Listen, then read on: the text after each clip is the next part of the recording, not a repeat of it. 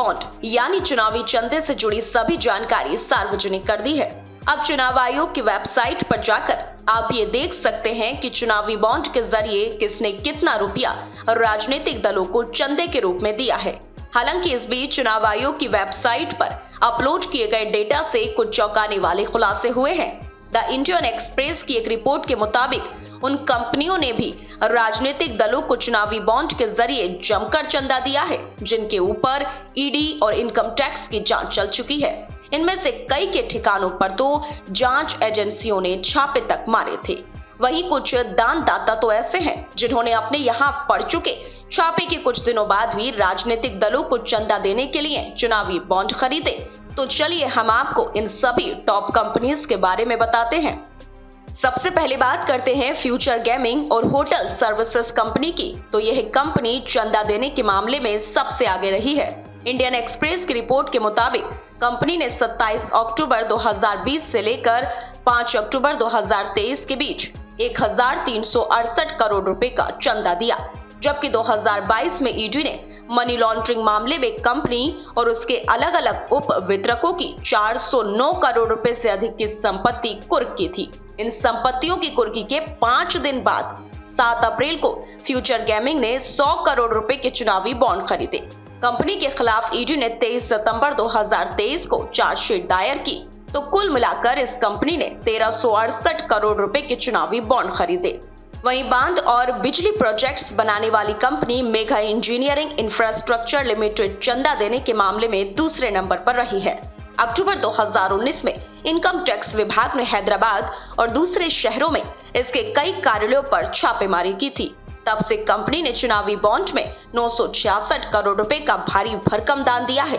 बता दें कि तेलुगु टाइकून कृष्णा रेड्डी इस कंपनी के मालिक हैं और हैदराबाद में इसका हेडक्वार्टर है। यह कंपनी सिंचाई, जल प्रबंधन, बिजली, हाइड्रोकार्बन, परिवहन, भवन और औद्योगिक बुनियादी ढांचे के क्षेत्र में काम करती है।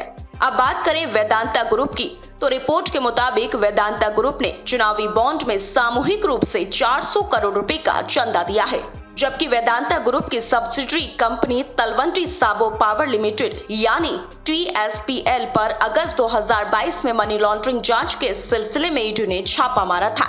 वहीं बता दें कि अनिल अग्रवाल वेदांता समूह के मालिक हैं। वहीं इंडियन एक्सप्रेस की रिपोर्ट कहती है कि जिंदल स्टील एंड पावर भी शीर्ष 15 दानदाताओं में से एक है। कंपनी ने इस अवधि में चुनावी बॉन्ड के जरिए 123 करोड़ रुपए का दान दिया है, जबकि कंपनी को कोयला ब्लॉक आवंटन मामले में केंद्रीय एजेंसियों द्वारा जांच का सामना करना पड़ा है। ईडी ने अप्रैल 2022 में विदेशी मुद्रा उल्लंघन के एक ताजा मामले के संबंध में कंपनी और उसके प्रमोटर नवीन जिंदल के परिसरों पर छापा मारा था। हल्दिया एनर्जी लिमिटेड की बात करें तो ये कंपनी चुनावी दलों को सबसे ज्यादा चंदा देने के मामले में 5वें नंबर पर रही है। इस कंपनी ने चुनावी बॉन्ड में 377 करोड़ रुपए का चंदा दिया है, जबकि मार्च 2020 में इसे केंद्रीय जांच ब्यूरो की कार्रवाई का सामना करना पड़ा था। दरअसल रिपोर्ट के मुताबिक और भी कई कंपनियां हैं जिन्होंने बढ़ चढ़कर इलेक्टोरल बॉन्ड्स की खरीदारी की है। खास बात यह है कि इन सभी कंपनियों के खिलाफ किसी न किसी मामले में जांच चल रही है। ऐसे में सवाल उठता है कि क्या जांच से बचने के लिए इन कंपनियों ने ये बॉन्ड खरीदे।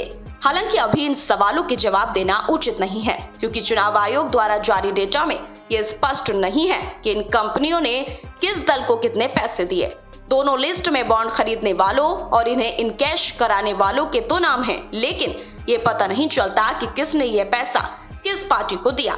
वहीं इनकैश कराने वालों की लिस्ट देखी जाए तो बीजेपी सबसे ज्यादा चंदा लेने वाली पार्टी है। 12 अप्रैल 2019 से 11 जनवरी 2024 तक पार्टी को सबसे ज्यादा 6060 करोड़ रुपए मिले हैं।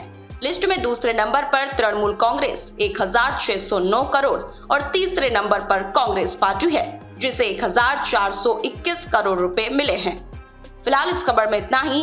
बाकी अपडेट्स के लिए बने रहिए न्यूज टाइम के साथ।